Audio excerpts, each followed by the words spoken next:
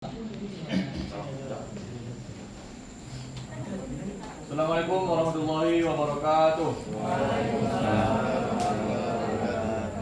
Baiklah, sebelumnya terima kasih kepada teman-teman yang telah berkenan hadir pada kesempatan siang hari yang berbahagia ini. Kami dari kelompok 5 akan mempresentasikan hasil dari kerja kelompok kami yang berjudul Sistem Pemerintahan Presidensial dalam Putusan Mahkamah Konstitusi.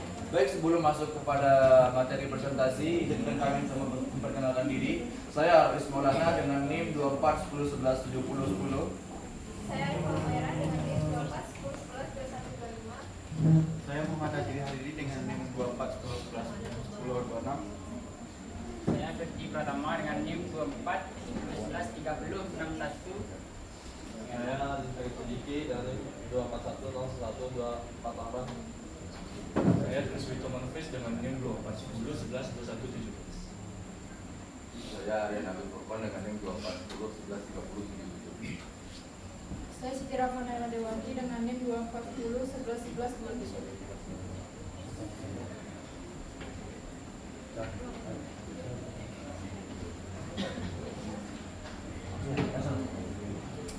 Jadi kita langsung masuk ke materi pertama, yaitu konsep sistem presidensial.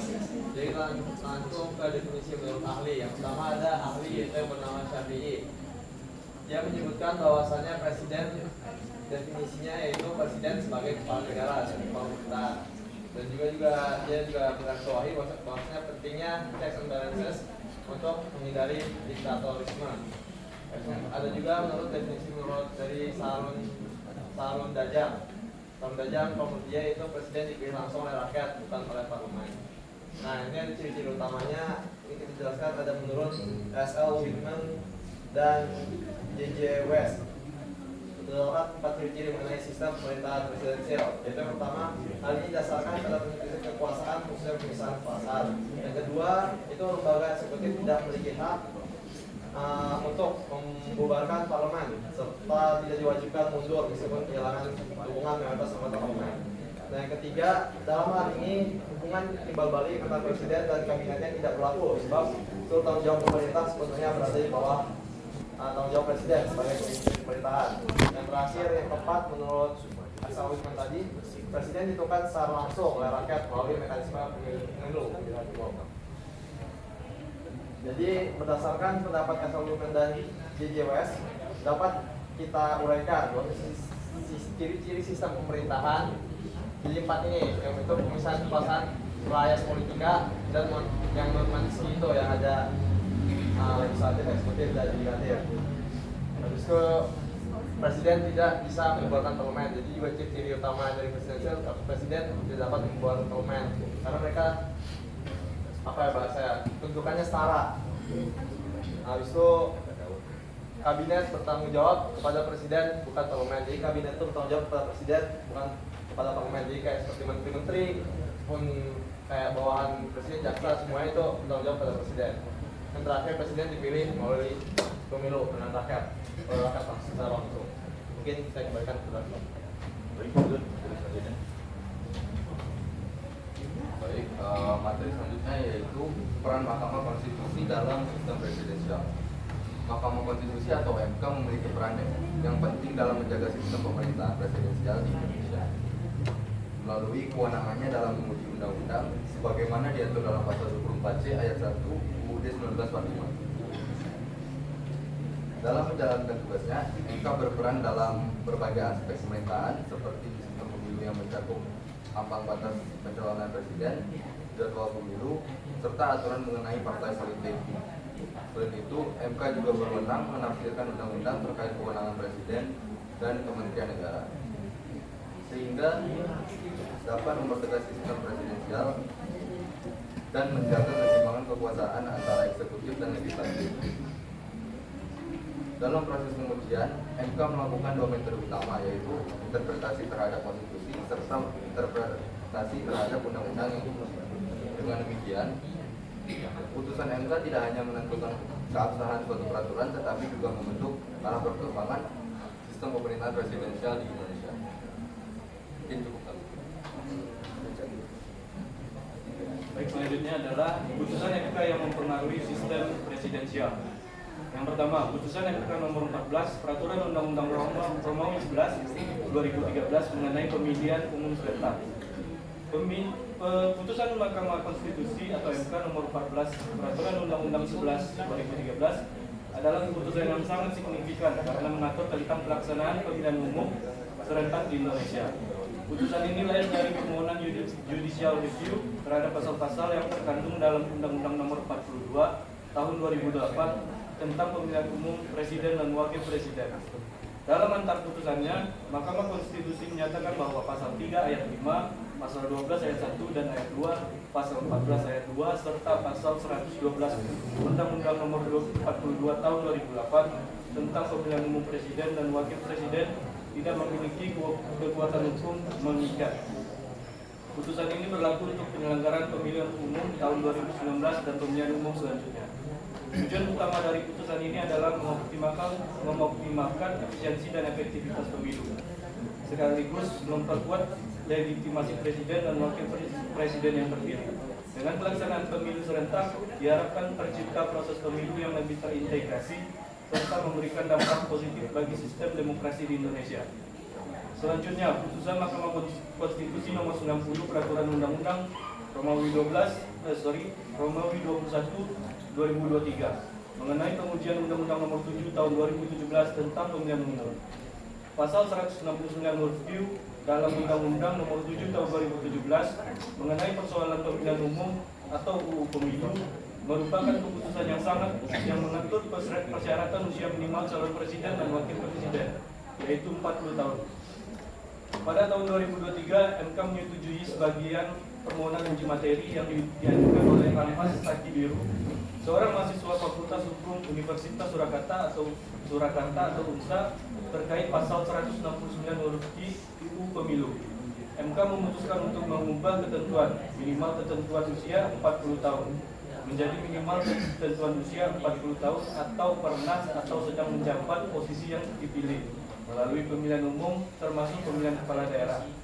Keputusan ini memungkinkan bagi calon-calon yang berusia kurang dari 40 tahun dengan memiliki keahlian kepemimpinan melalui pemilihan umum untuk mencalonkan diri sebagai presiden atau wakil presiden mulai dari pemilu presiden 24. Perubahan ini bertujuan memperluas keikutsertaan politik dan memberikan peluang lebih bagi mereka yang memiliki keahlian kepemimpinan meskipun belum mencapai usia 40 tahun. Dampak putusan MK ini akan berlangsung pada pemilu 2024 yang memungkinkan peserta sebelumnya tidak memenuhi syarat usia, namun akan bisa ikut serta dengan memiliki pengalaman kepemimpinan dalam persaingan pemilihan presiden dan wakil presiden. Hal ini memiliki kemampuan menciptakan pengolahan baru dalam persaingan berebut kursi kepemimpinan tertinggi di negara. Dengan lainnya potensi calon-calon yang memiliki jejak rekam yang kuat dalam politik lokal. Saya akan melanjutkan dari putusan MK yang bagi ketiga. Putusan Mahkamah Konstitusi Nomor 62 Peraturan Undang-Undang Angka Romawi tahun 2024 mengenai ambang batas pengusulan pasangan calon presiden dan wakil presiden. Putusan Mahkamah Konstitusi ini membawa perubahan besar dalam demokrasi Indonesia dengan menimbulkan ketentuan presidensial threshold sebesar 20%. Langkah ini memberikan kesempatan yang lebih luas bagi semua partai politik, termasuk partai kecil, untuk mencalonkan presiden dan wakil presiden tanpa dibatasi oleh jumlah minimal kursi di parlemen. Keputusan ini dimulai sebagai bentuk penguatan terhadap prinsip kedaulatan rakyat dan keadilan dalam sistem politik. Menurut Mahkamah Konstitusi, penerapan ambang batas pencalonan presiden sebelumnya bertentangan dengan hak politik rakyat dan prinsip demokrasi yang adil. Selama ini, partai kecil menghadapi hambatan besar dalam mencalonkan kandidat mereka, yang berdampak pada keterbatasan pilihan bagi masyarakat dengan dihapusnya aturan ini. Rakyat diberikan kesempatan untuk memilih calon dari berbagai dan latar belakang partai tanpa terkendala oleh jumlah kursi yang dimiliki partai di parlemen. Meski demikian, putusan ini juga menimbulkan tantangan baru. Salah satunya adalah kemungkinan munculnya banyak calon presiden dalam pemilu yang berpotensi memengaruhi kualitas kompetisi. Untuk mengatasi hal ini, diperlukan sistem pemilu yang lebih selektif kandidat yang maju memiliki basis dukungan yang cukup dan memenuhi syarat kualitas kepemimpinan. Selain itu, partai politik juga perlu lebih berhati-hati dalam memilih calon presiden yang memiliki integritas dan kapabilitas. Koalisi antar partai tetap relevan dalam sistem politik, tetapi dengan penghapusan ambang batas, kondisi ini didasarkan pada kesamaan visi, misi serta program, bukan sekedar untuk memenuhi syarat percalonan. Hal ini diharapkan menghasilkan kondisi yang lebih kuat dan terfokus pada kepentingan rakyat.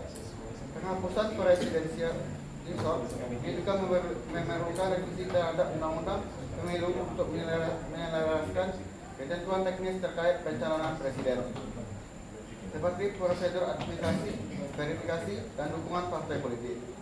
Revisi ini penting untuk memastikan proses berjalannya sesuai dengan prinsip-prinsip demokrasi.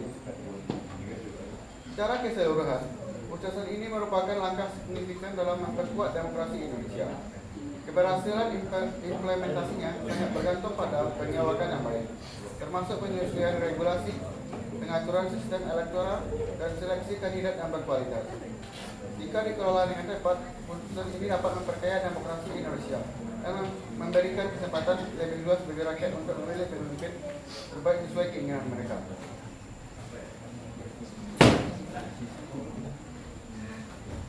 Yang terakhir itu kesimpulan. Jadi Mahkamah Konstitusi memiliki peran penting dalam membentuk dan memperkuat sistem pemerintahan presidensial di Indonesia melalui kewenangannya dalam menguji undang-undang. Beberapa putusan MK telah memberikan dampak signifikan seperti penerapan pemilu serentak berupa ambang batas pencalonan presiden serta revisi batas usia calon presiden dan wakil presiden. Meskipun MK memiliki pengaruh besar dalam sistem presidensial, lembaga ini cenderung menerapkan prinsip self-judicial, yaitu yang mengubah sistem acara mendasar, melainkan memastikan bahwa aturan yang berlaku tetap selaras dengan konstitusi. Dengan adanya peran MK, sistem presidensial di Indonesia tetap terjaga, sementara keseimbangan kekuasaan antara eksekutif, legislatif, dan yudikatif dapat terus diperkuat demi stabilitas pemerintahan dan demokrasi yang lebih baik. Baiklah, mungkin sekian presentasi dari kami kelompok 5. Di sini kami membuka sesi Q&A. Jadi di sini kami menyediakan 2 pertanyaan.